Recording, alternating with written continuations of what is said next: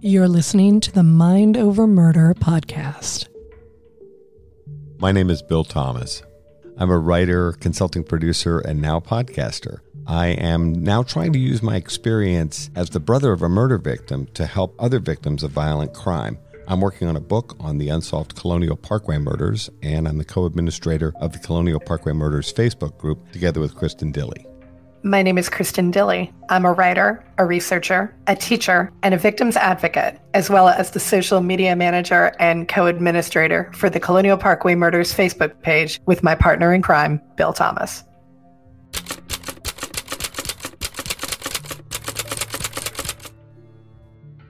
Welcome to Mind Over Murder. I'm Kristin Dilley. And I'm Bill Thomas. And we're joined again by author Kathryn Miles, here to talk about her book, Trailed, One Woman's Quest to Solve the Shenandoah Murders. Kate, welcome back to Mind Over Murder. Thanks. Your book is out now, and everybody's going to be talking about it. So let's see if we can stir up some controversy here on Mind Over Murder. I love it. So we talked about Julie and Lollie's case last time, but there are also 3 other unsolved homicides in that area of Virginia that are worth mentioning. And so the question we'd like to start you off with is this one.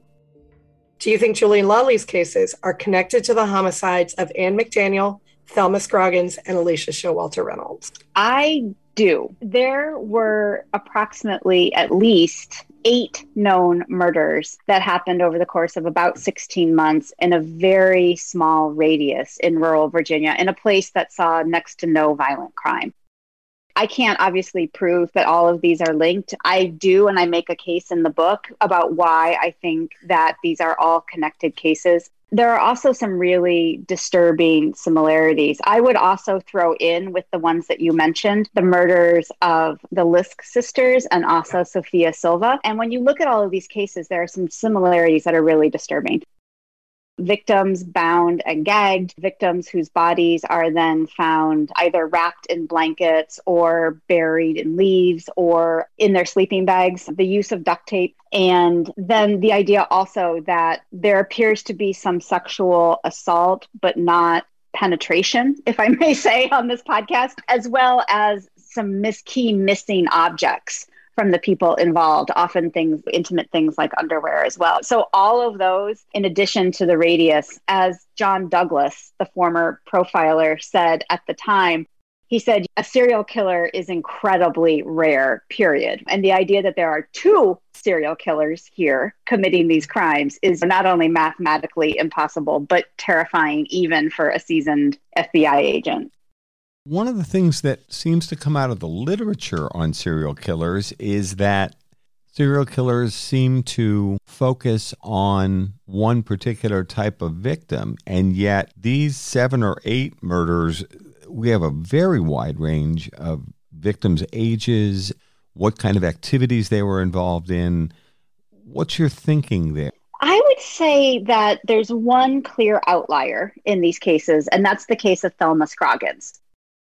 She was an older woman. She was a postal delivery person. She played the organ at the church. She was killed in what appears at first glance to be a home invasion, and her truck was stolen. She certainly is the outlier. What some people have speculated is that she might have seen something and so needed to be killed, especially with her mail delivery. When you look at where some of the other victims, like for instance, Alicia Showalter Reynolds, when you look at where she was found on Thelma's route. So is it possible that Thelma had to be killed because she had seen something and not because she, as you say, was the sort of demographic target that this serial murder had? If you take Thelma Scroggins out, you have a much smaller age range. Admittedly, the youngest of the Lisk sisters, I believe she was 11. But she was not the target. It was actually her older sister who was the target. And it appears as if she was killed very quickly, and that then her older sister was kept alive longer, sexually assaulted. Her older sister was pubescent, as was Sophia Silva, obviously Alicia Showalter Reynolds. So now if we're looking at those cases, Lisk, Silva, Showalter Reynolds, Lollie, and Julie, we have pubescent young women, brown hair, brown eyes, similar body types. And now it doesn't seem quite so odd that you might put them together. With Thelma Scroggins, I have always thought the fact she would be out delivering the mail, and a postal delivery person like Ms. Scroggins would also be the kind of person that would notice changes or activities on her route that might change from day to day. Postal people are out, they know their customers, how their route looks each day, and if they saw something unusual, they'd pay attention to it. We just recently covered the Route 29 stalker case in 2 recent episodes of Mind Over Murder, and Kristin was reporting this little town, how do we say it? Lignum? Am I saying it right? Mm-hmm. Kristin, you give us a sense of the scale of the place. It's a tiny little place, is it not? It's teeny tiny. Yeah, absolutely. I think some of the reporting called it smaller than a hamlet. And I honestly can't think of anything that's any smaller than that. Other than this little tiny town, there's not a whole lot there. Kate, I assume you went to... I did. And you're right. You would drive through it without blinking. 2 churches, the post office is a trailer, basically. And that's literally what's there. And yet you have Thelma Scroggins murdered there. You have Alicia Showalter's body found right there. And you have Ann McDaniel's found right there as well in a tiny little town, which again, I went through crime reports for the previous 25 years, and they had gone ages and ages without a single crime. And now all of a sudden, in a very short span, you have multiple murders happening right there. That's important to look at for sure. The clustering of all of these murders in this little tiny town in rural Virginia always struck me as extremely odd. You're right. If you study Ms. Scroggins a little bit, you realize she might be a witness to something, an observer. She might have seen something, and therefore a killer or killers might feel the need to eliminate her because she might have witnessed some nefarious activity. And the other thing that I think is important here, without spoiling everything right now, is the person that we do know killed the Lisk sisters and Sophia Silver, Richard Mark Ivanitz, was also known for stealing vehicles. And that's part of how he would move about unseen. I think the fact that Thelma Scroggins' truck was stolen and actually was missing for weeks is worth noting as well, too. So could it possibly have been that someone associated with, for instance, the Route 29 cases needed a different license plate, either to get in and out of the park or to drive unsuspected on Route 29 in a different profile than the truck that had been already reported as used in several of those incidents?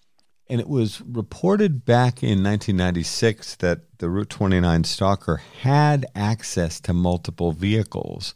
I even had a pretty heated debate with the Virginia State Police. We'd received a tip in the Route 29 stalker case several years ago. We dutifully passed it on to the Virginia State Police, and trying to get the Virginia State Police to follow up was just like insane. I actually had the tipster coming back to me and saying, is someone from the Virginia State Police ever going to contact me? And I'm talking about repeatedly. And me going back to the investigator and saying, will you please talk to this woman? She's provided what I think is a credible tip. I can't evaluate whether or not this is a good tip or a bad tip. I thought that was up to you. I even ended up debating with the investigator. He was saying, oh, there was no vehicle of that description. And I said, if you go back and look at the newspaper articles in 1996, which apparently I've read and you haven't, it said there were multiple vehicles and it described the multiple vehicles, and I made notes. And no, he wasn't just driving a dark green or dark blue pickup truck. There were other vehicles, and they thought that this perpetrator might have had access to multiple vehicles. One of the reasons they were looking at prospective offenders that might have a background in automotive or a scrapyard, things like that, where you'd have multiple vehicles available to you. I couldn't even get this investigator who, to be fair to him, wasn't around in 1996. But if I can read a newspaper from 1996 that describes what was going on back then, with all due respect, so can he. I'd never heard until you just mentioned it, Kate, that Thelma Scroggins' vehicle was actually stolen. Do we know much more about that?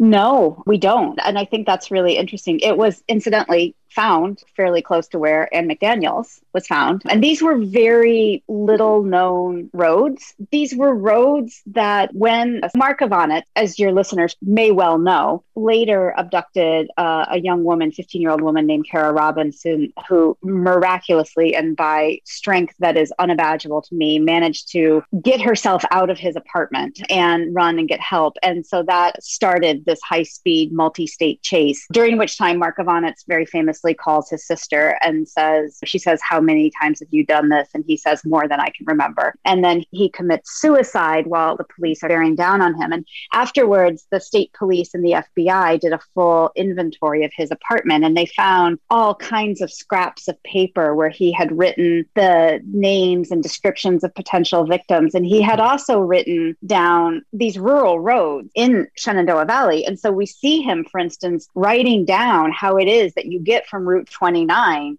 to Lignan, and where some of these bodies were as well, too. So I think that's really interesting and important. And incidentally, of all of those vehicles that were ever mentioned in association with the Route 29 stalker, at no point did anyone say a very light blue, older Ford, which was the only car that Darrell Rice had access to other than his dad's like bright purple Geo Prism. At no point was Darrell Rice's vehicle mentioned in any of this.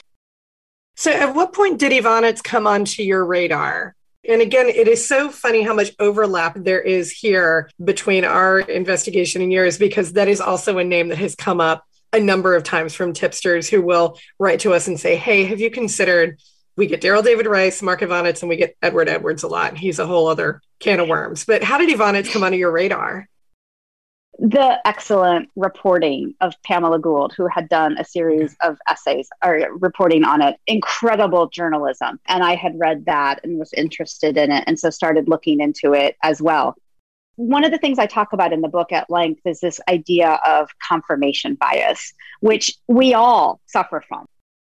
As soon as we want to believe something is true, our brains are literally hardwired to do whatever we can to affirm that is true. And when I was talking to some of the FBI agents who worked the Yosemite case, what they told me was they were so sure that they had found that the perpetrator must have been a hotel employee or a park employee. They thought they had their guy. And so they were so busy trying to nail their guy that Carrie Stainer went on to commit at least one other murder that we know of. And when I was talking to those investigators, they were very frank with me. And they said, we made a colossal mistake. We were literally blind to any other suspects. We had talked to Carrie Stainer. We had ruled him out. We never went back. We were just like full on tunnel vision while he went on to continue to commit crimes. And I think that happens more often than we know or we even want to believe. And so I think when it came to Ivanitz, investigators were incredibly resistant to the idea that the same person who killed an 11, 14, 15-year-old girl could also kill these young women. And some of it was just ludicrous. Like I would talk to the investigators and they would say, he's a pedophile. And I would say, but his targets were 14 and 15. Their bodies were formed bodies, right? These were not little girl bodies. That's not pedophilia. And then they would say things to me like, yeah, but we looked at his porn and the women were all shaved. And I was like, dude, have you watched porn? They just are. That's a look. And so there were decisions like that got made that just meant that he was never really looked at, despite the fact that, and again, can I prove that Mark Ivanitz killed Lollie and Julie? No, I cannot. In the book, I try to make a case about why I think he certainly requires more investigation. And I think the lack of investigation that went into him, whether or not he did it, is just a real example of investigators not doing their due diligence. Boy, does some of this sound so familiar. And the dismissive comment by one of the investigators that Ivanitz was a pedophile. We've interviewed some of the top profilers in the country. One of the things they've said is these ideas that, and we talked about this a moment ago, offenders only attack exactly one type of person. As you said, if we respectfully put Ms. Scroggins aside, almost everybody else fits within maybe slightly broader age range, but they all actually do look fairly similar. One of the things that we've discovered, Kristin and I, from talking to profilers and the research that we've done, is that also some of these crimes are crimes of opportunity. In other words, someone might have these very dark proclivities. They might be planning one thing and then something else happens and a victim happens by, a prospective victim, and they react to that situation. That doesn't mean it's necessarily whatever twisted fantasy this offender might have in his head, but he also sees an opportunity and says, here's a woman that's vulnerable or what have you, and they pursue that. That doesn't necessarily mean that might have even been his top preference, but I know a lot of the things that we've all read about in the literature, profilers seem to be moving away from these views that everything is straight up and down and that profilers describing how offenders' minds work. They're not robots. They're not automatons. They're not just doing one thing over and over again. I know you've had Laura Richardson on the show, and she a great help to me in the book too. And I think she's spoken very eloquently about the fact that, for instance, again, back to Carrie Stainer, which I know she consulted on quite a bit. Carrie Stainer had a fantasy, which was two adolescent girls, but he felt like he needed to work up to that fantasy. Or similarly, as she's pointed out, MOs change over time. Either serial killers don't get the experience they were looking for, or something proves too complicated or potentially dangerous in terms of being discovered, or they get bored and they move on. And so I don't think we want to say this serial killer kills women who are 18 to 24 and they weigh 120 to 130 pounds. And that's just not how their brains work. And as you point out in the book, many of these people who've gotten away with murder are actually very smart, calculating individuals who devote a tremendous amount, sometimes even every waking hour, to thinking about these things. And as you point out in Trailed, these are smart people who will change things up to throw law enforcement off so that they're thinking this could be a different offender or the MO is different here. That's a conscious decision that an offender might take.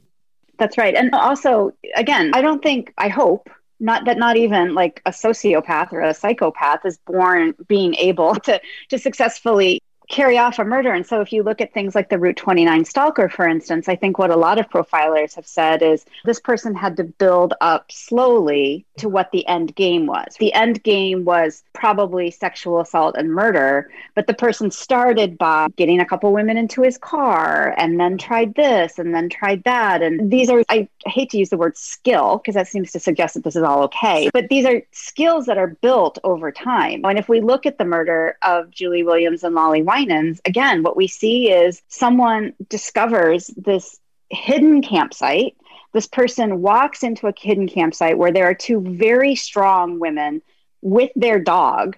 This person subdues them. He binds and gags them first with duct tape that he's brought.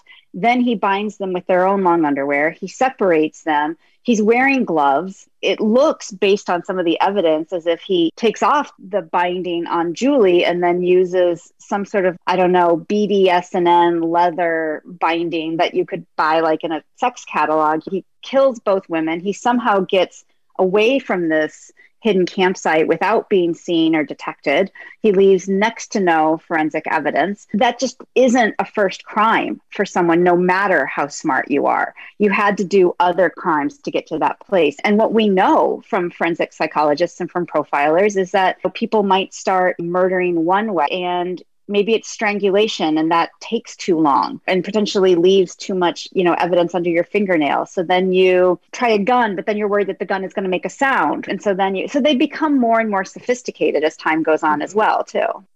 What's the thinking on what happened with Taj?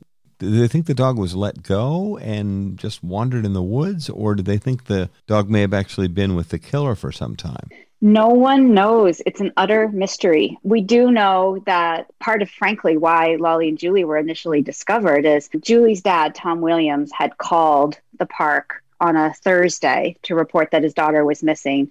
The search began very slowly because 99% of the time the person turns up. They left the park early and forgot to tell someone where they were going, whatever the case is. And so the search was initially very casual, which was appropriate. But then as time goes on, as authorities realize that Julie, who is an incredibly conscientious human, is now missing appointments, missing her first day of work, it's abundantly obvious based on what everybody knows about Julie that just wouldn't happen. And so the search starts to accelerate a little bit.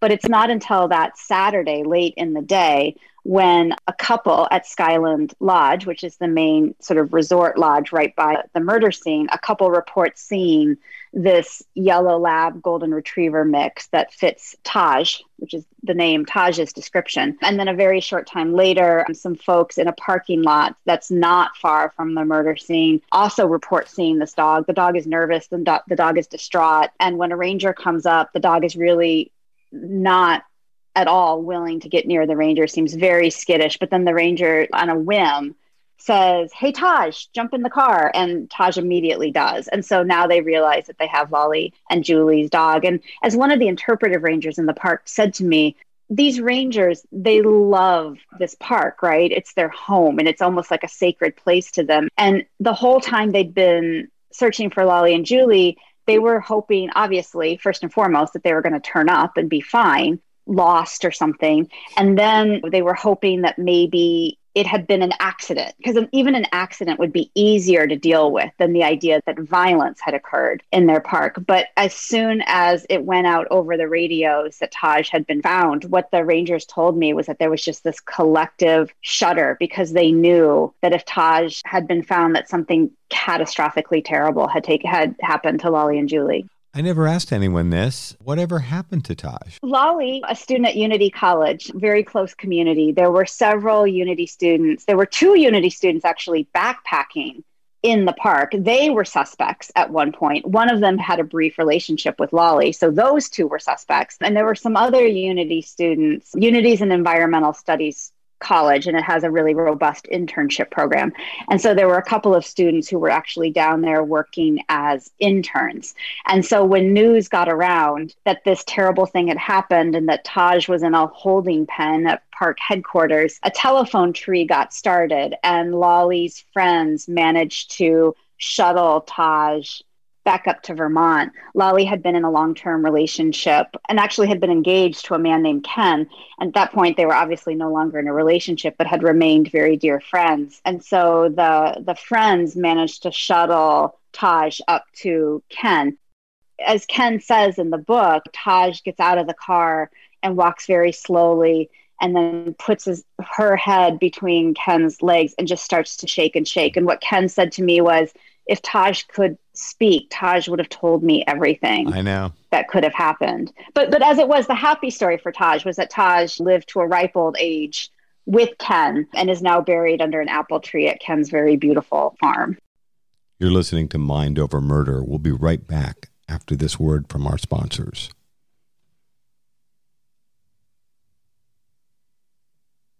We're back here at Mind Over Murder. Years ago, when I was doing some research into Julie and Lollie's murder, and of course because of the potential connection to the Colonial Parkway murders, I found a beautiful tribute site where there were all of these people discussing what had happened. This was put up in 1996, and there were all these people from all over the country, I would imagine, commenting about the terrible thing that had happened. But there were also a lot of loving memories of Julie and Lollie, which I found very touching.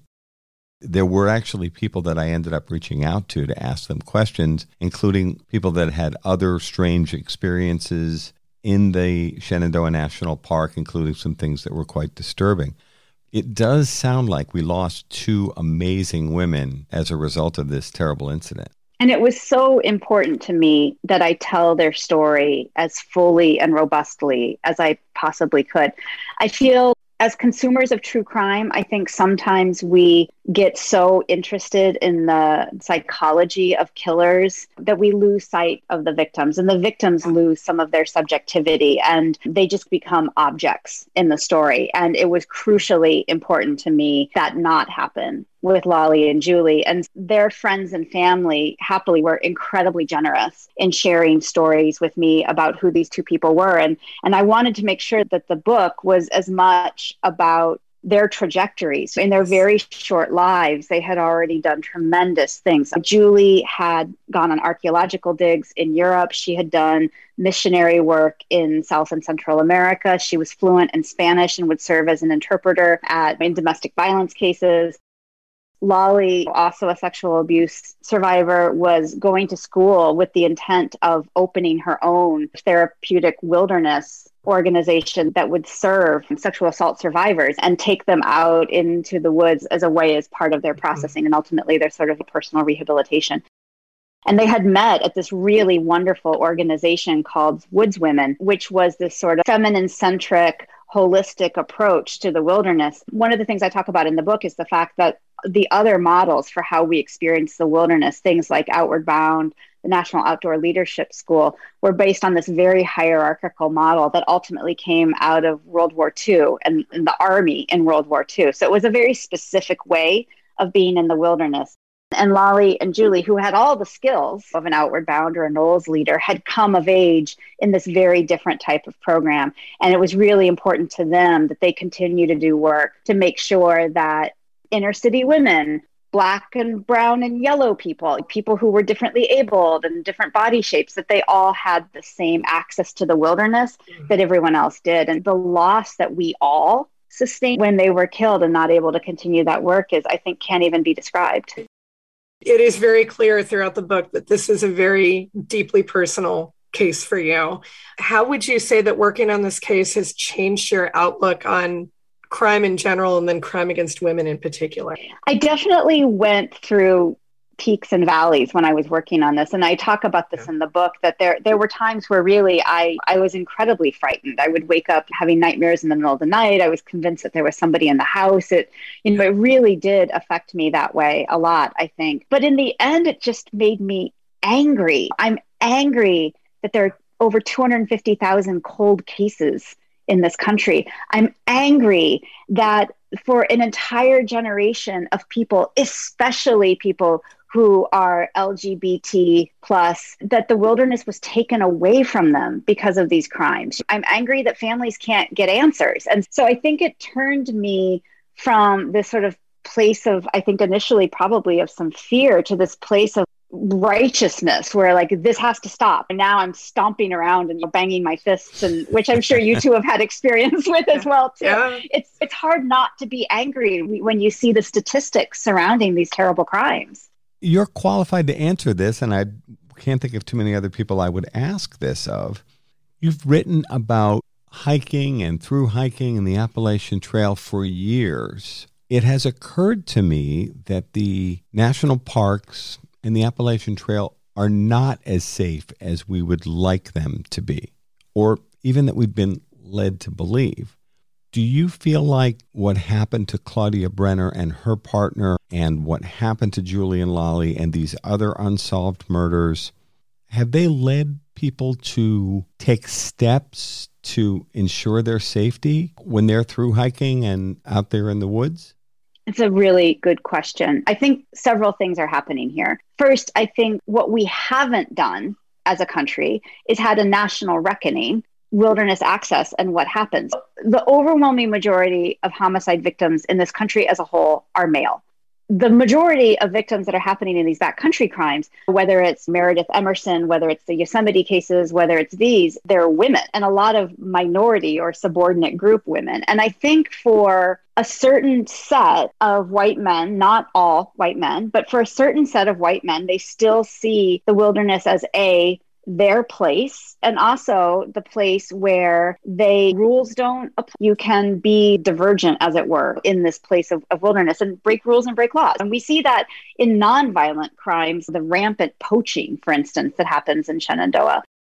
So first of all, I think as a country, we really need to come to terms with that, and to come to terms with the fact that for very good reasons, there are entire groups of people who do not feel safe in the wilderness, and for good reason. And I think there have been some wonderful organizations out Afro, one of my favorite groups, Fat Girls Hiking. There's been LGBTQ organizations that have really sought to change that and create safe spaces for people to enjoy the wilderness. I'm also really distressed by the number of, for instance, through hikers who I talked to on the Appalachian Trail or the Pacific Crest Trail who have been sexually harassed, for instance, largely by other hikers. And so we're not dealing with that as well, too. And so, yes, in general, statistically, it is most overwhelmingly likely that you're going to be fine, but that's not an absolute. And the numbers are far higher than they should be. Why is that? Why are the numbers far higher there? That's a question that, again, I think that we really haven't answered as a question. We need to. These are public lands and they need to be available to everyone. If you had the summer off, Kate, let me put it to you this way. Would you through hike the Appalachian Trail by yourself, knowing what you know now? No, for me right now, emotionally, backcountry camping is off the table. I have tried. My tent looked remarkably like Lollie and Julie's tent. I got rid of it. I got a new tent. While it isn't so much the case that I think that I'm going to be harmed while I'm in the backcountry, it's that having seen what I've seen in investigating this, having seen crime scene photos, having seen autopsy photos, the joy is gone for me. When I lie in my tent, what I see are the crime scene photos of a tent and what was inside the tent.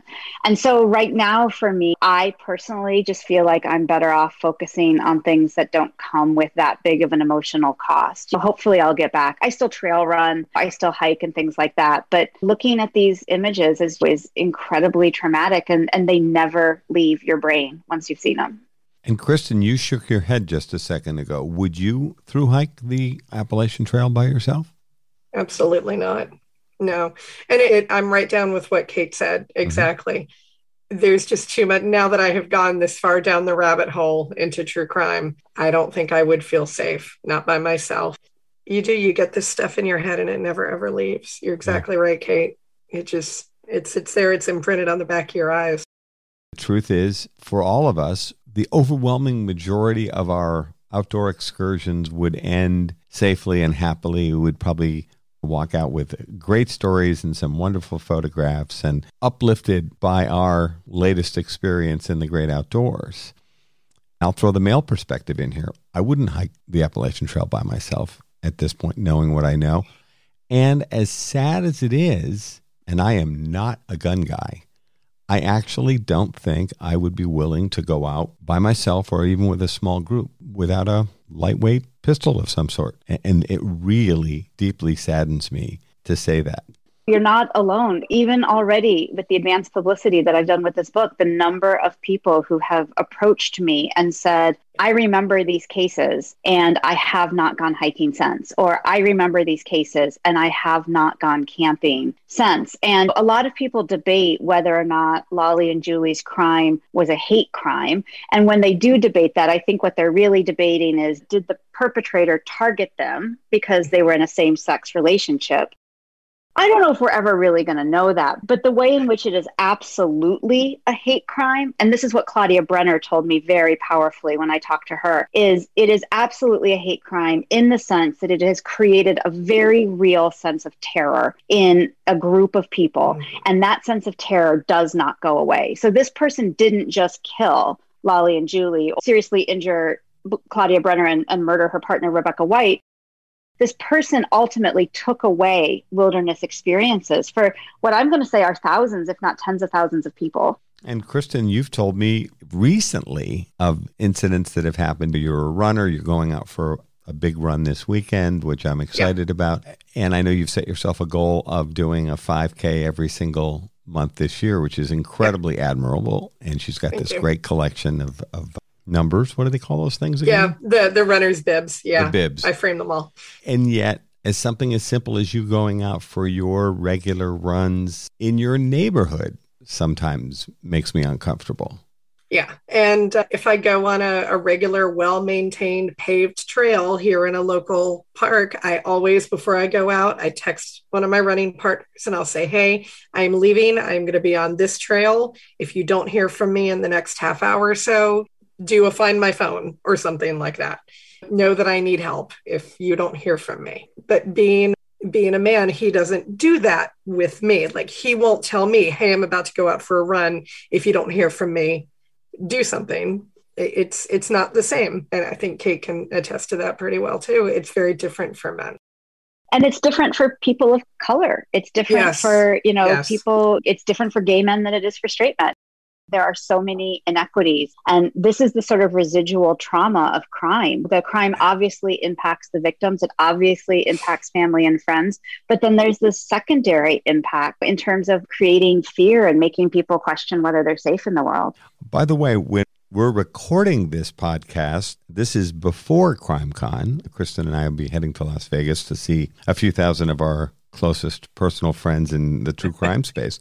You mentioned Kara Robinson, who survived her encounter with Richard. Her podcast is actually nominated for an award, and Kristin and I will be going to a dinner called the Clue Awards. I have no way of knowing if Carol will win or not, but she's already been nominated as one of the top true crime podcasts of the past year. So fingers crossed for Kara Robinson. I'd love to meet her. I know we were talking about her earlier. We will seek her out at CrimeCon and hopefully get a chance to say hello to her. We're hoping she'll be there. And if not, I'd love to talk with her when we get back. Mm-hmm. She does sound like an amazing person. So I am curious, Kate. I know that you spent a lot of time with rangers inside Shenandoah, and they have their own thoughts about who committed the crime. When you went to some of them with the name Richard Markovanets, as opposed to Daryl David Rice, what were their responses to that? Was anybody receptive and heck yeah, probably that is, or did it maybe not go too terribly? It did not go terribly well. Okay. And we still have good relationships, I think. And I think that we have just decided to respectfully disagree.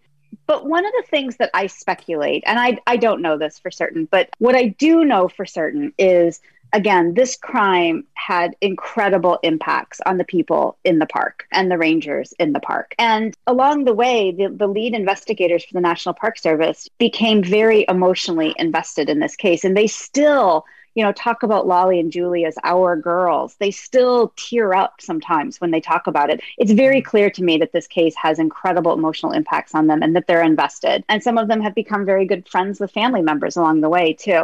That I know for certain. What I don't know, but I think is true, is the idea that they might have gotten the wrong guy or spent all this time looking after the wrong suspect is so incredibly painful for them. I think they feel like maybe if that is true, we completely misserved or underserved or failed to serve Lollie and Julie. We failed to serve their family. I don't know that. But I do know that the stakes are incredibly high here. And so I do wonder if that's just a really painful thought for folks.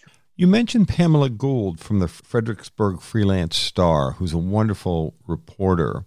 Pamela was one of the people that was promoting a perspective, and I don't think many of the questions that she asked and that you ask in the book have still been properly addressed, which is, why hasn't the FBI and the National Park Service worked the Richard Markovanets angle to the ground just so we can eliminate him?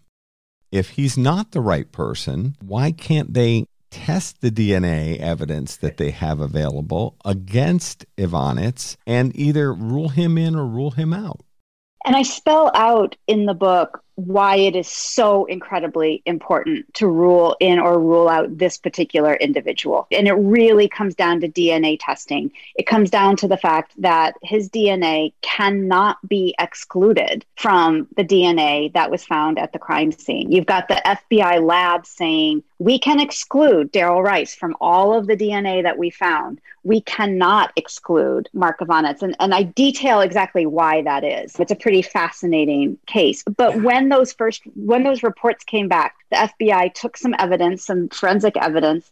They tested it against Daryl Rice's DNA. They tested it against Markovanets' DNA. The reports come back and the report says Daryl Rice is excluded. The same report comes back and says Markovanets cannot be excluded, and here's why. At that point, the FBI writes back to the lab and says, test it again against Daryl, which is borderline criminal, in my opinion. He'd been excluded. They knew Ivanets hadn't. Instead of saying what seems like the logical and obvious thing, which is test it again against Markovanets, they immediately drop Ivanets and they never test Ivanitz's DNA again. And as far as we know, Ivanitz's DNA is not loaded into CODIS. So we cannot, because he was never convicted of a crime. That's who but really gets loaded. There's nothing to prevent them from loading Ivanitz's DNA into the CODIS system. This part of this case baffled and infuriated me for years.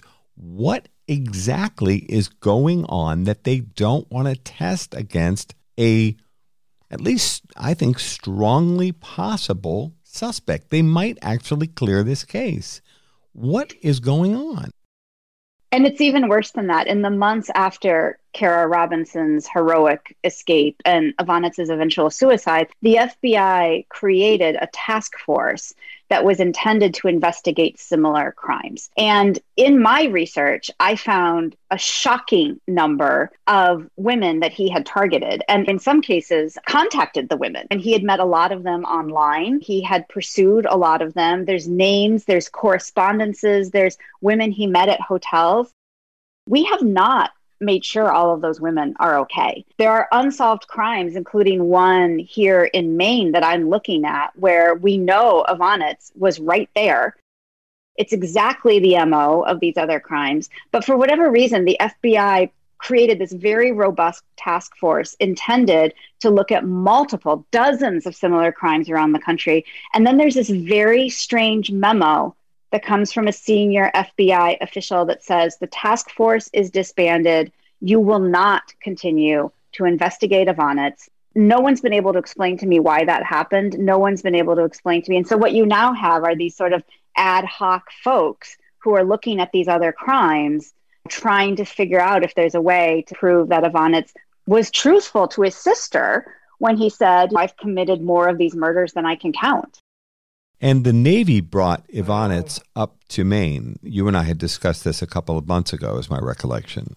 Am I correct? He was serving on a ship that was dry docked at what's called the Bath Iron Works in Mid-Coast, Maine. Again, very similar to the town of Lignum in the sense that it's pretty much crime-free. I've lived here for 22 years and can't think of a single crime that's happened there. And there was a very similar case, both to Lollie and Julie and to the Lisks and Silva, where a teenage girl was abducted. She was bound and gagged. She was penetrated with a stick. She was murdered. She was found in the woods. And the person who was ultimately convicted for it, the only evidence that they had was some of his mail was found in the driveway of where the young woman had been. But again, we know Ivanitz steals cars, right? Mm-hmm. This guy, Dennis DeShane, his truck had been stolen. We know that. But again, Ivanitz has not really been investigated for that crime, despite the fact that we know he was there. We know this is what he does. We know this, that, and whatever.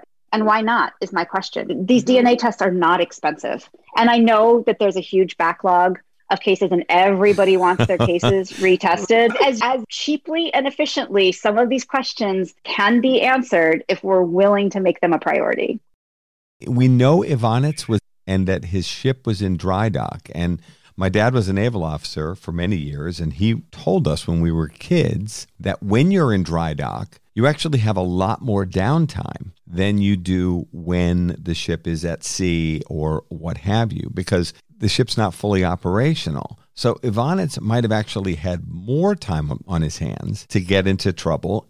Is there any way to bypass the FBI and get local law enforcement involved in, again, running this to ground and seeing if there's any way that Ivanitz's DNA could be checked against evidence remaining from this rape murder? That's the aim. And there's a very robust group of people, many of whom have never even met Dennis DeShane, who are part of his exoneration team, because it just doesn't add up to a lot of people. We could also factor in the fact that the victim, Sarah Cherry, her father worked at the Bath Iron Works. He and Ivanitz may have even encountered each other. And the hope, of course, is that evidence has been preserved. But Bill, as key evidence goes missing and never gets tested. And that's obviously an incredibly big problem that as a country we have not really tackled.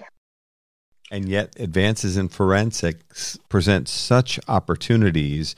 We've had advances in the last 5 years, in the last 2 years, that could see some of these cases closed. And I think it's completely inexcusable that the FBI will not at least check Ivanitz and any other viable suspect out against all available evidence. I know that Pamela Gould criticized the FBI, gosh, that's got to be 10 years ago now. They said they were going to move forward, and they still haven't. I think they've run out of excuses. Just do. And they're not going to until they're compelled to. And so what it's going to take is an administration, a presidential administration with some teeth, and an attorney general who's really willing to hold the FBI's feet to the fire, because the FBI basically answers to the FBI right now. There's not enough checks and balances going on. We've seen this again and again with them having to recant on expert testimony, mistakes that were made with forensic testing. Someone, and it has to be, again, DOJ, Attorney General, presidential, holding the FBI accountable. And they have not been held accountable for far too long. That's going to do it for this episode of Mind Over Murder. Thank you so much to Kate Miles for joining us. The book is Trailed, One Woman's Quest to Solve the Shenandoah Murders. Kate, thank you so much for joining us. We loved having you as our guest today. Thank you so much, and for the incredible work you two both do. It's just so wonderful and important. Thank you very much. Thank you. That's going to do it for this episode of Mind Over Murder. We'll see you next time.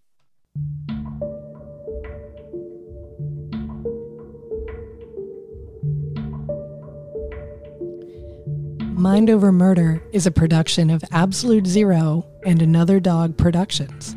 Our executive producers are Bill Thomas and Kristin Dilley. Our logo art is by Pamela Arnois. Our theme music is by Kevin MacLeod. Mind Over Murder is distributed in partnership with Crawl Space Media. You can follow us on Facebook, Twitter, or Instagram. You can also follow our page on the Colonial Parkway Murders on Facebook. And finally, you can follow Bill Thomas on Twitter at BillThomas56. Thank you for listening to Mind Over Murder.